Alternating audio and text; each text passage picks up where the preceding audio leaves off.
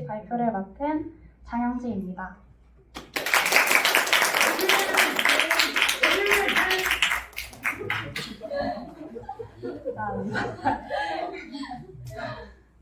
스프링 발표를 시작하도록 하겠습니다. 스프링 MVC란 무엇일까요? 제가 챗 GPT에 한번 물어봐서 한 문장으로 대답을 해줬는데요. 스프링 MVC는 자바 기반의 웹 어플리케이션을 구축하기 위한 프레임워크로 MVC 아키텍처를 제공하고 URL을 자바 메소드에 매핑하여 뷰를 렌더링 해주는 것 같은 작업을 처리합니다. 다시 한번 설명을 해보자면 스프링 MVC는 스프링 프레임워크 중에 웹 캐칭을 담당하는 모듈 중 하나로 정식 명칭은 스프링 웹 MVC입니다.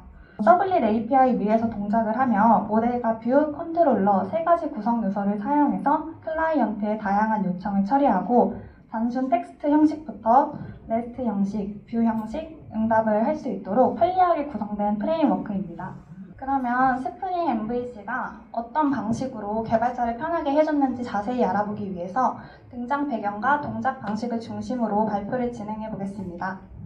등장 배경입니다. 스프링 MVC가 있기 전에는 HTML 코드에 자바 코드를 넣어서 동적 웹페이지를 생성하는 JSP와 서블릿만을 이용해서 웹 서비스를 개발했다고 합니다. 바로 보이는 코드가 JSP 템플릿 엔진을 사용하여서 동적 화면을 구성하는 방식입니다. 코드를 보시면은 레파지토리에서 멤버 리스트를 가져와서 프로퍼티를 조회하는 자바 코드들이 HTML 코드와 복잡하게 얽혀 있는 것을 볼 수 있습니다. 얼핏 봐도 유지 보수가 굉장히 힘들어 보이는 코드입니다. 비즈니스 로직이 뷰에 노출이 되면서 뷰가 너무 많은 역할을 가져가게 되었고 변경 주기가 다른 요소들이 강하게 결합되어 있어 변경에도 취약한 형태가 되었습니다. 이러한 문제를 해결하기 위해서 추가된 개념이 MVC 패턴입니다. MVC 패턴은 모델과 뷰, 컨트롤러의 약자로 합쳐져 있던 뷰 로직과 비즈니스 로직을 세 가지 레이어로 나누어서 관리하는 패턴입니다. 클라이언트 호출이 컨트롤러를 통해서 들어오면은 그에 대한 비즈니스 로직을 수행하고 결과를 모델에 담아서 뷰 로직으로 전달을 해주게 됩니다. 아래 코드가 서블릿을 상속받아서 구현한 컨트롤러 레이어로 모델 역할을 해주는 서블릿 리퀘스트에 데이터를 담아서 반환을 해주는 것을 확인할 수 있습니다. 이후에 반환된 데이터는 뷰가 전달받아서 화면을 렌더링한 후 클라이언트에게 전달해주는 형태로 변경이 되었습니다. 이렇게 MVC 패턴으로 레이어를 나눈 덕분에 비즈니스 처리 로직과 사용자 인터페이스가 명확하게 구분이 되었고 각자가 맡은 일에만 집중을 할 수 있어서 느슨한 결합으로 유연성, 확장성, 그리고 유지 보수의 편리성을 얻을 수 있었습니다. 하지만 위의 코드에도 아쉬운 점이 있었는데요. 컨트롤러 코드를 다시 살펴보면 박스친 비즈니스 로직 부분을 제외하고 서블릿을 이용하기 위해서 기본적으로 명시해야 되는 코드들이 존재한다는 것입니다. 포워드 관련 코드라던가 뷰 패스 코드, 그리고 사용하지 않는 4개 변수의 호출 등 보일러플레이트 코드들이 모든 컨트롤러마다 존재한다면 불필요한 중복 코드가 늘어나게 되겠죠? 이 문제를 보완하고자 프론트 컨트롤러 패턴을 도입하게 됩니다. 비즈니스 로직을 처리하기 전에 먼저 호출되어서 공통의 기능을 처리를 해줄 프론트 컨트롤러를 하나 두는 것입니다.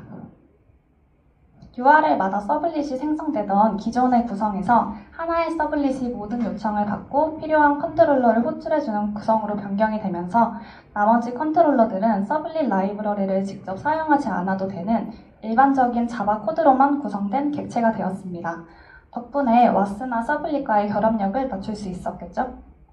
스프링 MVC에서 이 프론트 컨트롤러 역할을 하는 것이 바로 MVC 프레임워크의 핵심인 디스패처 서블릿입니다.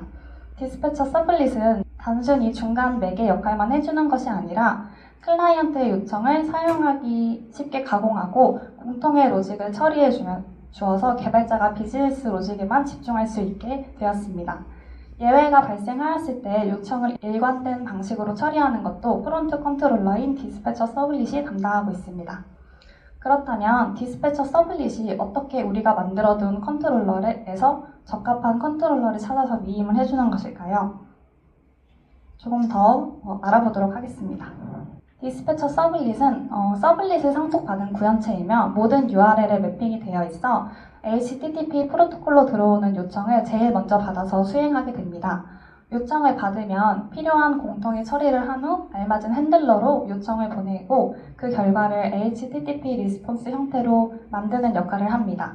여기서 핸들러가 개발자가 각각이 구현한 컨트롤러 메소드를 말합니다.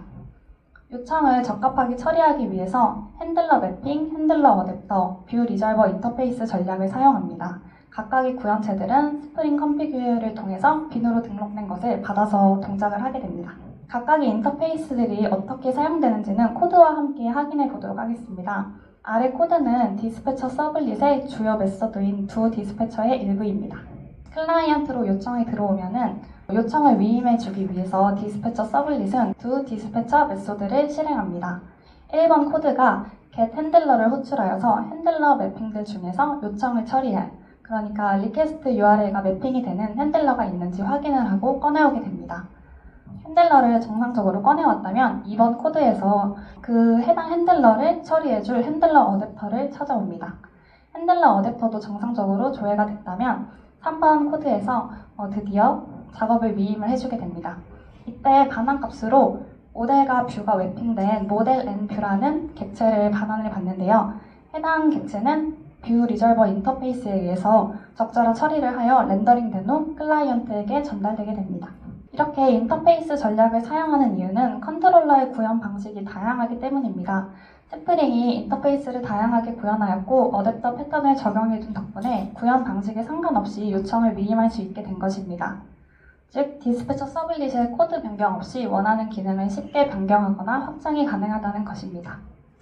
핸들러 매핑과 핸들러 어댑터의 구현체는 다음과 같은 것들이 있습니다.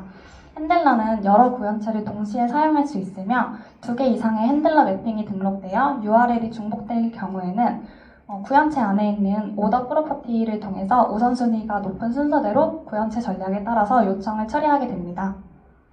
앞에 보이는 것이 구현체마다 오더 프로퍼티를 출력해 본 건데요. 오더가 가장 작은 리퀘스트 매핑 구현체가 가장 높은 우선순위를 갖게 되고 해당 방식이 우리가 가장 많이 사용하게 되는 어노테이션을 이용하여 빈을 등록하는 방식입니다. 제공되는 것 이외에도 인터페이스를 구현해서 나만의 컨트롤러를 만들 수 있지만 거의 사용되지 않는 방법입니다. 대부분 가장 편리한 어노테이션 기반의 방식을 사용하게 됩니다. 동작 흐름을 다음과 같이 도식화해 볼 수 있을 것 같습니다. 앞서 설명드린 동작이 매우 복잡해 보이지만 스프링 MVC가 역할을 잘 분리하였고 다양한 인터페이스들을 규격화해 놓았기 때문에 유연하고 확장성 있게 웹 어플리케이션을 설계할 수 있게 되었습니다. 개발자는 웹 서비스를 위해서 BGS 로직만 신경 쓰면 되게 된 것입니다.